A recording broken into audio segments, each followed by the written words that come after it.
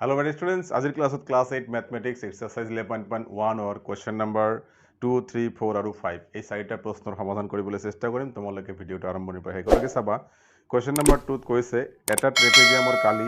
34 বৰ্গ সেন্টিমিটাৰ যদি ট্ৰেপেজিয়ামটোৰ সমান্তৰাল বাহুজোৰৰ এডালৰ দৈৰ্ঘ্য 10 সেন্টিমিটাৰ আৰু ইহঁতৰ মাজৰ দূৰত্ব 4 সেন্টিমিটাৰ হয় তেন্তে আনডাল সমান্তৰাল বাহুৰ দৈৰ্ঘ্য উলিওৱা ধৰি লও এইটো হল আমাৰ ট্ৰেপেজিয়াম এই ট্ৰেপেজিয়ামৰ এই দুটা সমান্তৰাল বাহু তাৰে এটা A আৰু এটা B ধৰিলো আৰু হিহঁতৰ মাজৰ সমান্তৰাল বাহু দুটাৰ মাজৰ লম্ব দূৰত্বৰ নাম হল H উচ্চতা বুলি কয় দিয়া আছে 4 সেন্টিমিটাৰ আৰু এই বাহু দুটাৰ ধৰা হল A দিয়া আছে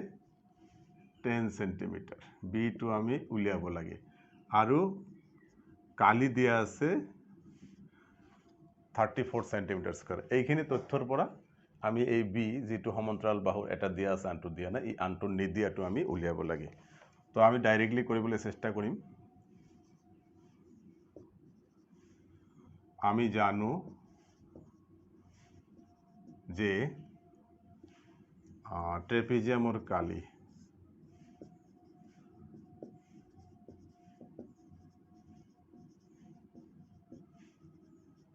ইয়াতে আমি কালি সমান সমান এটো লিখিম 34 সেন্টিমিটাৰ স্কয়াৰটো নিলিখিলেও হ'ব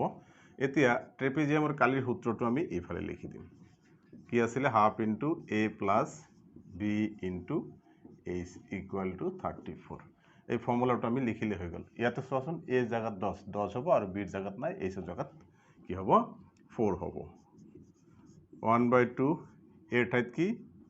10 b উলিয়াব লাগে h ৰ ঠাইত 4 is equal to 34 এতে ওলাই যাব এই 2 আৰু এই 4 কটাকটি যাব 2 থাকিলে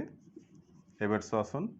10 plus b into 2 তো এটো পূৰণ কৰি যদি দেও 2 into 10 20 plus 2b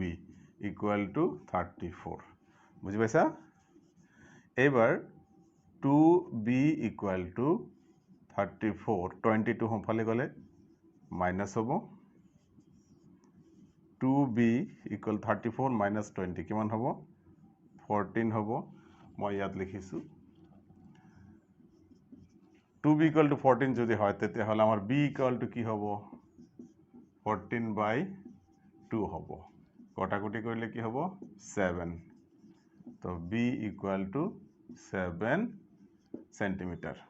এতে কি হল আমাৰ a টো সৰু সাইডে আমি a ধৰিছো ডাঙৰ সাইডে b ধৰিছো উল্টাই দিলে হৈ যায় তো তোমালোকে ইয়াৰ পৰা এইখিনিয়ে বুজি পাব লাগে যে জি ট্ৰেপেজিয়ামৰ কালি 34 বৰ্গ সেন্টিমিটাৰ আৰু এটা বাহু 10 সেন্টিমিটাৰ আৰু ইহঁতৰ মাজৰ দূৰত্ব 4 সেন্টিমিটাৰ সেই ট্ৰেপেজিয়ামটোৰ আনটো সমান্তৰাল বাহুৰ মাপ কিমান 7 সেন্টিমিটাৰ তোমালোকে নোট ডাউন কৰি লোৱা মই 3 নম্বৰটো আলোচনা কৰিম তো আশা কৰো নোট ডাউন হৈ গল এতিয়া নাম্বাৰ 3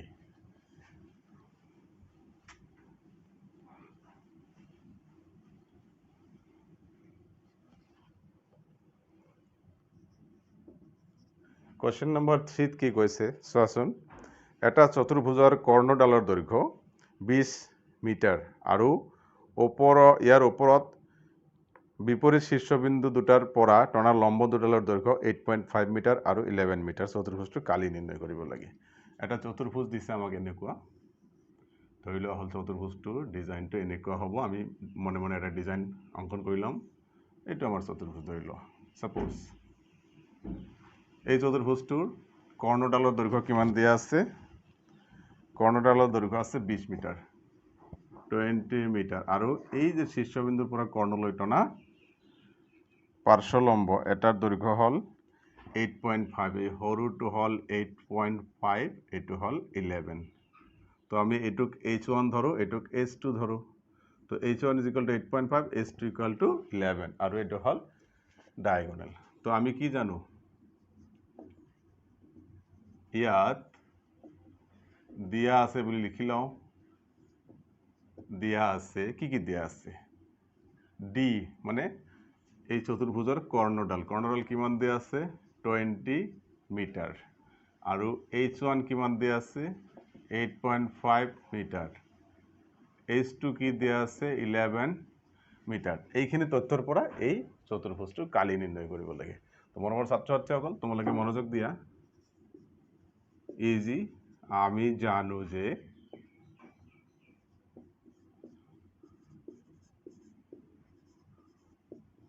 চতুৰ্ভুজৰ কালি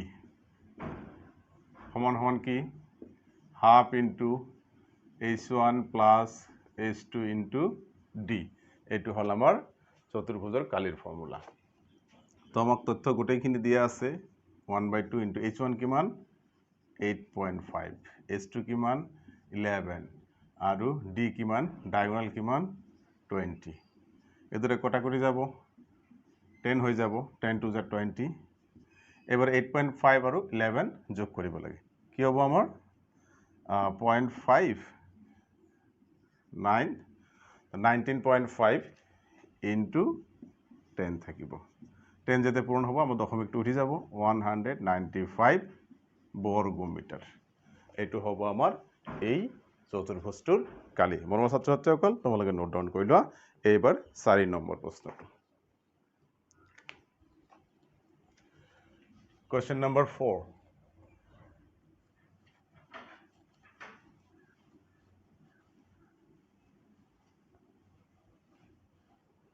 Question number 4 কৈছে এডাল ৰম্বাছৰ কৰ্ণ দুডালৰ দিক 10 সেন্টিমিটাৰ আৰু 14 সেন্টিমিটাৰ ৰম্বাছটোৰ কালি উলিওৱা তো আমি কি জানো এটো ছবি না আঁকিলেও হ'ব ইয়াত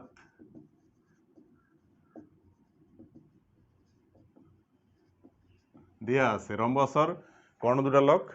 d1 আৰু d2 বুলি কোৱা হৈছে ফৰ্মুলাত গতিকে d1 কিমান 10 সেন্টিমিটাৰ আৰু d2 হল 14 সেন্টিমিটাৰ তো আমি ৰম্বাছৰ কালি উলিয়াব লাগে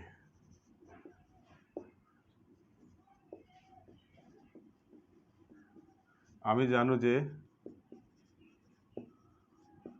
ৰম্বাছৰ কালি সমান সমান কি ফৰ্মুলাটো মনত কৰাচোন 1/2 ইনটু d1 ইনটু d2 এটো হল আমাৰ ৰম্বাছৰ কালি ইয়াৰ আগৰ ভিডিওত আমি আলোচনা কৰিছিল তোমালোকক ৰেফাৰেন্সৰ কাৰণে এই ভিডিওৰ ডেসক্ৰিপচনত মই আগৰ ভিডিওৰ লিংকটো দি দিম তোমালোকে চাই লব পাৰিবা এই যে চোৱা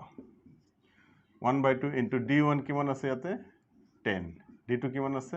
14 ইজি কটাকটি কৰি দিয়া কিমান হ'ব 7 2 গুণ 14 এবাৰ কি হ'ব 7 থাকিলে আৰু 10 70 সেন্টিমিটাৰ স্কয়াৰ জি ৰম্বসৰ কৰ্ণ 1 10 সেন্টিমিটাৰ কৰ্ণ 2 14 সেন্টিমিটাৰ তাৰ কালি হ'ব 70 সেন্টিমিটাৰ 70 সেন্টিমিটাৰ তোমালোকে নোট ডাউন কৰি লোৱা এবাৰ কোৱেশ্চন নম্বৰ 5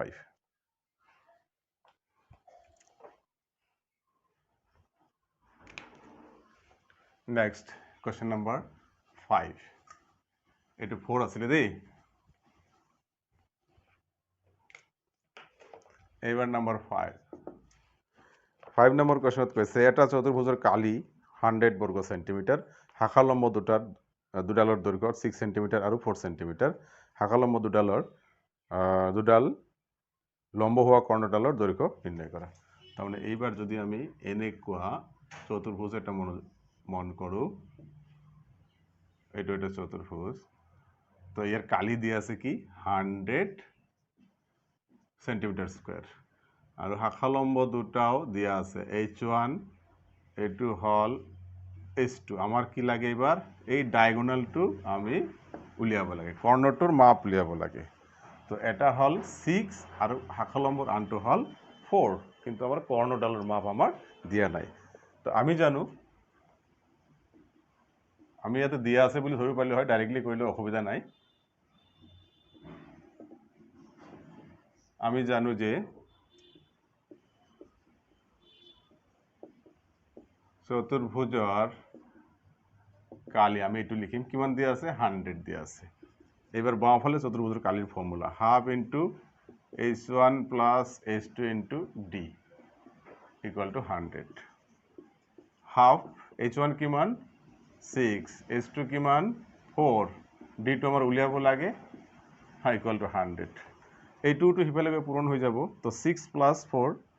হ'ব 10 ইনটু d আৰু এই 2 টো ইয়াৰ লগত পূৰণ হৈ পলাই 200 হ'ব তো d ইকুয়াল টু